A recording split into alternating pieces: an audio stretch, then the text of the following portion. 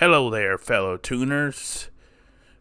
Today we will be engaging in a tutorial series that is obviously based on the very famous, very well known character of Daenerys Targaryen, but not only Daenerys Targaryen, but Daenerys Targaryen as done in the Bruce Timm animation style, if you recall, from the Batman the animated series during the 90s, and then also the Superman uh, animated series in the 90s. And then the whole universe kind of carried on into the Justice League series up until like 2006, and then I think that ended. But that's the kind of style we'll be aiming for here, and you'll see we're using the reference of Supergirl from Superman animated series because I found that gets good results as far as the proportions and the look and that kind of, I guess you would call it, minimalist style that Bruce Timm like kind of brought to us in the 90s. So we'll be talking about that. I'll be talking about some of my modeling steps, and also as well as Game of Thrones, since I am a Game of Thrones crackhead, I'll admit that. So, but as you can see here, I started with a cube, but then I subdivided it, and then I kind of turned it into a polycube, and so I could use that as the base shape. So I could keep the quads topology.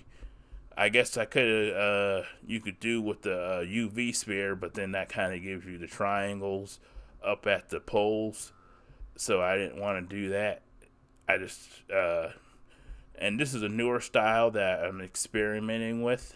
So we'll see how it goes. I think it turns out rather well, but like I said, it takes a lot of pushing and pulling because this is a box modeling process right here. It's not going to be a sculpting process so much as it's going to become a high resolution mesh, and we're not doing that. We're just keeping it with more of the box modeling style. Like you see here, I will be using some of the sculpting, and that'll just be to smooth and to move the mesh as well. If you're wondering what keys I'm using, I have to screencast on, so if you really want to see it's what kind of hotkeys I'm using, you can see it with the screencast there and the lower left portion of the screen. I'm not using any special keys per se, so it's not like I'm doing anything super special. I mean, my whole approach, there's nothing super special about it. As you'll see if you continue to watch this and check it out. It's kind of an amalgamation of the modular style by people like what's his name, the 3D character workshop, Shane Olson. It's kind of like that, but I'm not combining a bunch of shapes using the Boolean method into a high poly mesh. I'm kind of just matching shapes with basic shapes, and then like box modeling it from there on out. Like you'll see me use cylinders and to attach to the like what's coming up here, cylinders for the legs. So I mean, instead of rely on the normal extruding legs, I found it better. You can get that as you'll see you can get that better straight to curve look if you use cylinders. So right now, I'm just trying to get the shape right, trying to get it to line up with the reference as much as possible. The reference is kind of off. As much as I like Bruce Timm, obviously, I mean, you didn't have to get it spot on in the 90s for this character turnaround sheet, because you'll notice that the side view and the front view are off by a bit.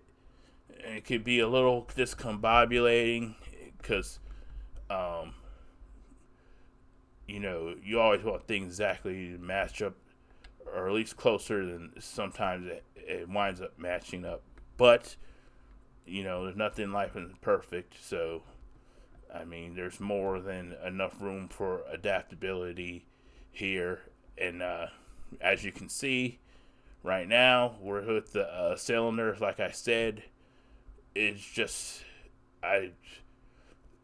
because before I used the method of just extruding the legs from for making those leg connections right there from the pelvis. I would just extrude it down from there, but for some reason, I don't know why. Because even if you use the circular option, when you can turn it into like pretty much anything into a circle, any edge should flow into a circle.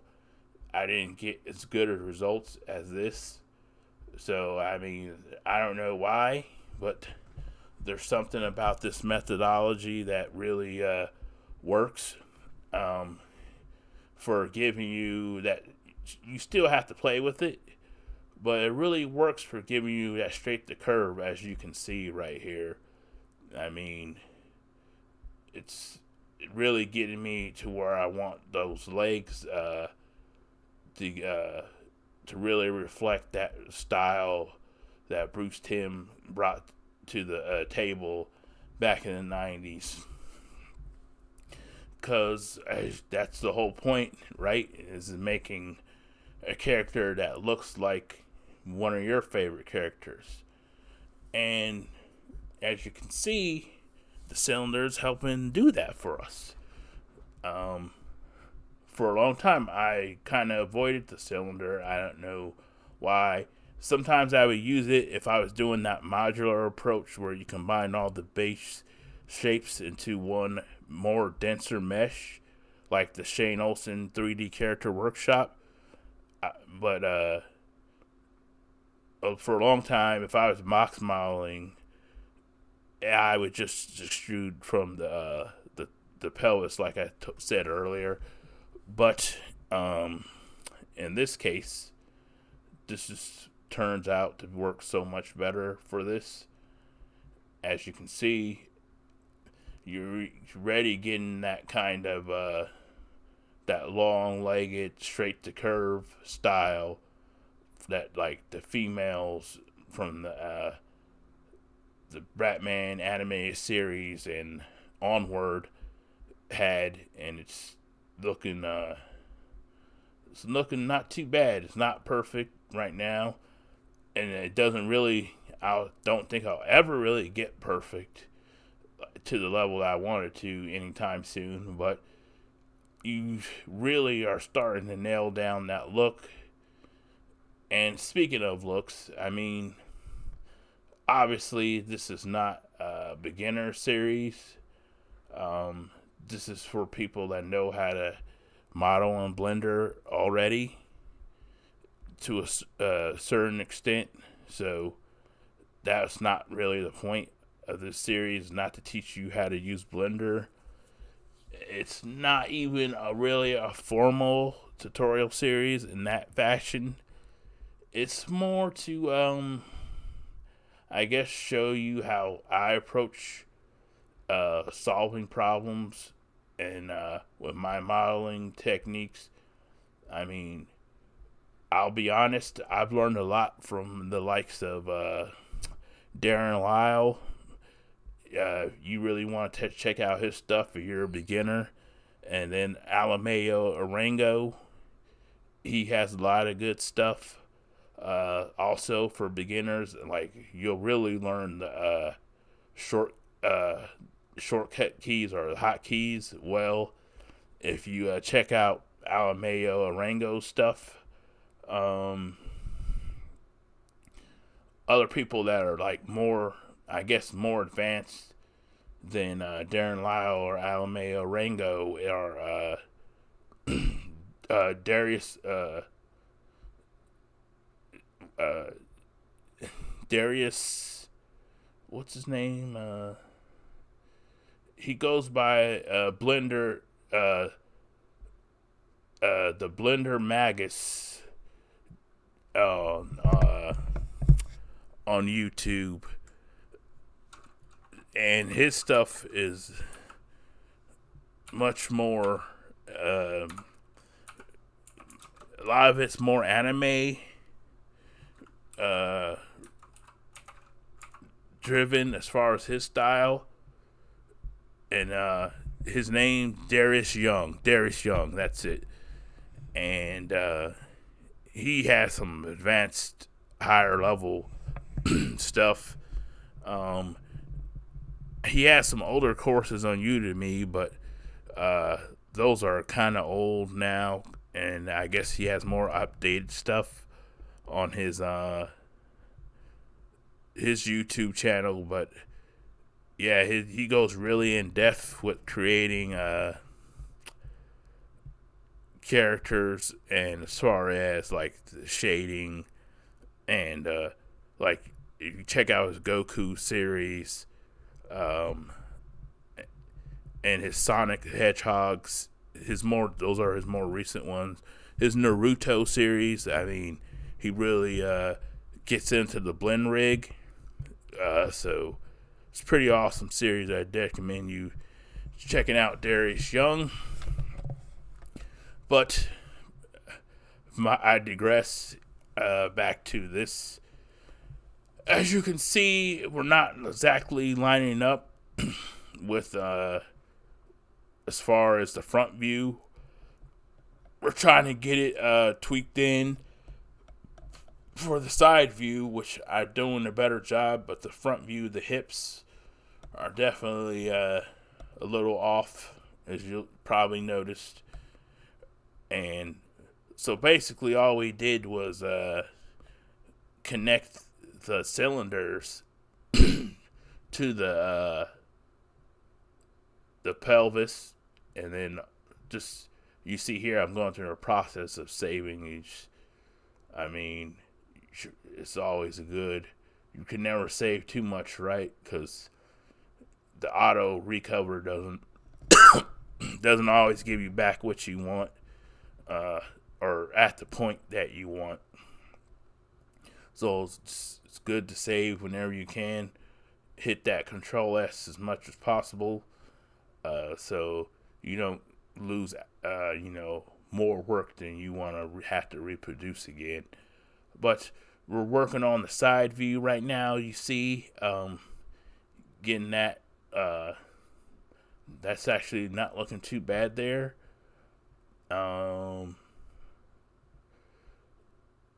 The overall, it's matching up okay. The pelvis area could use some work, obviously, but and that's the case for the pelvis area. It could always use some work, but we're getting there. You can see. I don't plan on taking this one out too long, this part of the series, because we're going to be I just don't want it to be too long. So I think we'll get done with the upper body today, and then we'll see how we go from there, as far as what we're going to do next in the series. But we won't be getting all done with this in one shot, obviously. It would just be too long of a video. And I mean, we all love Daenerys Targaryen, but uh, just like during the show, right? You needed a weekly break from her, so we'll be taking a break. It won't be as long as a week, but we will be taking a break. As you can see here, I mean, I make liberal use of the smoothing uh, algorithm, uh, so I make use of it in the form of the sculpting brush smooth, as well as the vertex command smooth. Uh, so as you can see here, I sometimes cycle through screens to make things sure things are working. Uh, I believe during this I believe the difficulties I'm having here is um, some of the commands aren't working exactly. I'm not sure why, because Control H wasn't working. Was doing somehow interfacing with another program. The screen capture program I was using, it wasn't allowing me to bring everything back from being invisible. So that was one difficulty I was dealing with, and to name a few, because like these newer versions of Blender, just I go back and forth between like the newest and then like the sort of the almost the newest. So sometimes some of the shortcuts get a little bit confused, or even sometimes I'll forget them momentarily as long as I've used Blender. Um, it's kind of the curse of it always advancing, right? Is if you don't know this about Blender, is that each new version that comes out, for whatever reason, they still haven't mastered this, but it tends to break add-ons that worked in previous versions. I don't know how other 3D software is with that. Maybe they're better, but I can tell you, Blender, like it, stuff needs constantly to be updated, and I don't know when that's ever going to change. Maybe never. Maybe one day it will change. Maybe one day, past add-ons will work with the newest version of Blender. But right now, it is kind of a pain to see add-on network perfectly fine for months, and then it gets broken with the new version of Blender. But one thing that's not broken is our character, because you can see I'm using the grab brush to like get her side proportions lined up better. I'm also adding in more geometry with those edge loops, making pretty good use of those. I'm kind of liberal with my use of edge loops, as you'll see here. I mean, and then also, like I said, do the Control A and then the smoothing algorithm on. Well, I pretty much do it on everything, but if you do it too much, like you do Shift R, it'll repeat it the command that the previous command. If you do it too much, like you'll lose the shape. So, but the power of the smoothing algorithm is that it makes the quads more uniform.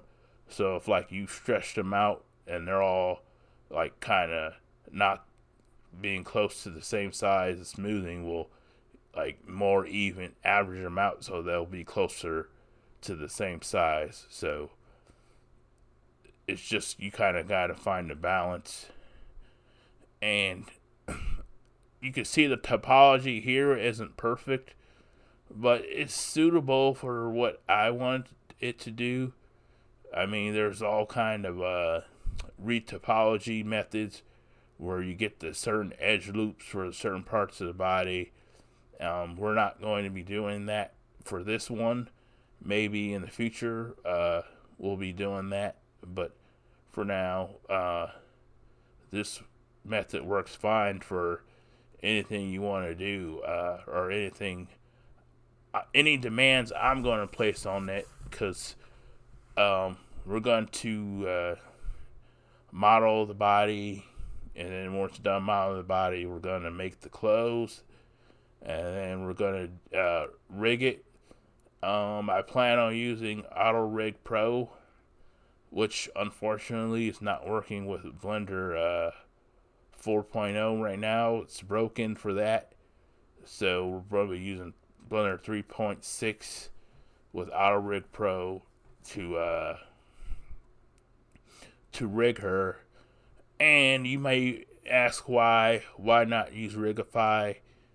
It's because I've kind of gotten down the retargeting, when you want to retarget motion capture from something else, from another like armature. I've kind of gotten that down in Auto Rig Pro and Blender. I'm still not sure how it works. Since Auto Rig Pro is the whole process is kind of automated. You do have to do a few things, but it's pretty much automated in Auto Rig Pro. In Blender, I don't think it is. So that's why we're using Auto Rig Pro. Even though I am a long time user of Rigify, it's just, as far as retargeting, it's as far as I know, it's not where I want it to be. And you can see here, working on the breasts. They're not looking quite right. Because, frankly, it's lower. We don't have a lot of geometry, and we just put in the subsurf, of course. So it's starting to look better, but you're always going to get that blocky look. You see right now, and this worked better than I expected. I'm going to use the circle command, and that made it look a lot better. Just doing that worked a lot better than I expected it would. So it's starting really to match up with the reference. I mean, you got the angle, that side angle, how the back is angled in the torso. I mean, that's really lining up. It's really starting to match up with the reference, which is one of our other favorite characters, Kara Zor-El, Supergirl. She's I don't know how much people like the design from the 90s. They kind of gave her back her traditional outfit or uniform in the Justice League, with based more on the traditional Superman style, set with the skirt. So, but I didn't mind it, and you see it works. She's like, her proportions are great for the purposes of the show, and I think they will fit real well on the Queen of the Seven Kingdoms. But you see it here, I'm trying to get that, the little insertion of the muscles into the back, and those muscles on the scapula and on the back, trying to get a little bit of those. I mean, I'm not really going too heavy with it. And of course, you see I keep using the smoothing command to get that uniformity we talked about. And this is the thing with this approach. It's rough in the beginning, but it pays off toward when you start to get the look you want. Right now, I'm kind of bringing out her shoulders, and I'm trying to, I'm setting it up to be able to extrude her arms coming up here. We're not going to extrude out of the arms because I used to do that a lot too, but like I said, if you want that straight to curve kind of juxtaposition that like Bruce Timm uses, then you're better off sticking with the whole just using the cylinder and then adjusting the cylinder to give you that straight to curve, like right we're seeing right there. Because I don't know, there's something visually. It's simple. It's a simple trick, but it's visually appealing, and it works. And it's been used for animators for decades. So, and they're much more talented than me. So, if they're using it and it's working, then I'm more than happy to follow their example. But you see here, we're using cylinders as arms, getting them in place. We're gonna try to match them up with the current, how the reference is, with her arms going kind of straight down, sort of, at the sides. But we're not gonna leave it there because it's just, T-pose is just more the better position to leave your character in, because a lot of things are based around the T-pose. So, I mean, with all the rigging, various kind of forms of rigging, you can overcome those difficulties. But I found if you go take it in T-pose, it just makes things easier. And if you leave it here, then there's kind of a risk of when you do the auto rigging and auto rig pro that it might pick up some of the it's close enough, the arm might be too close to the body, so it might share some of the weighting that it shouldn't, if that makes sense. Like, I guess some of the parts of her side may influence, or I should say, like, the arm may influence parts of her side, which it shouldn't be. Like, the arm should only influence the arm, but if they're too close together sometimes, and you'll see this with fingers too, like if you move the arm, it might like move that side on the side of her body. It might move with the arm and make it look weird. So that happens sometimes if it's they're too close together. So that's another reason why to do the T-pose. But as you can see, if you take it nice and slow with the and you use the those basic shapes like I'm using cylinder, I mean, it starts to look pretty good. I mean, if you try this with by just extruding the arms out, I think you really struggled to get this kind of straight to curve, because I remember struggling with it, and I don't know why. This is a more recent approach for me as far as using just using cylinders to get that straight to curve. Because if you think about it, like the way I'm using it, it's kind of built like that to be angled. The angle one portion and then like kind of extrude it out or move it out, and then to be able to get those straight to curve. Like you see, we got that straight to curve action going on right now, and we're taking her arms up into the T-pose position, and it's working, and it's not looking bad at all. I mean, as far as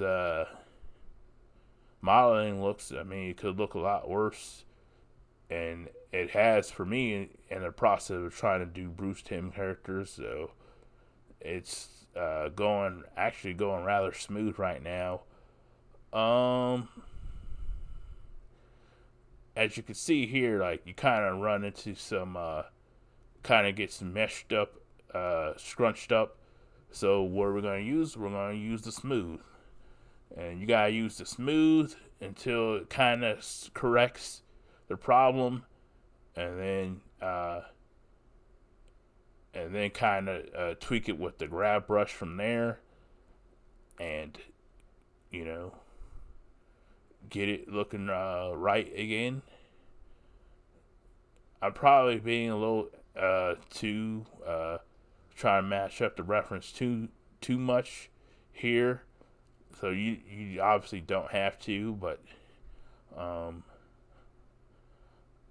but I think it's working. It's working for us. So, and looking good. I mean, not looking bad at all. So, you can see it's really matching up. She's got a nice thin waist, long legs.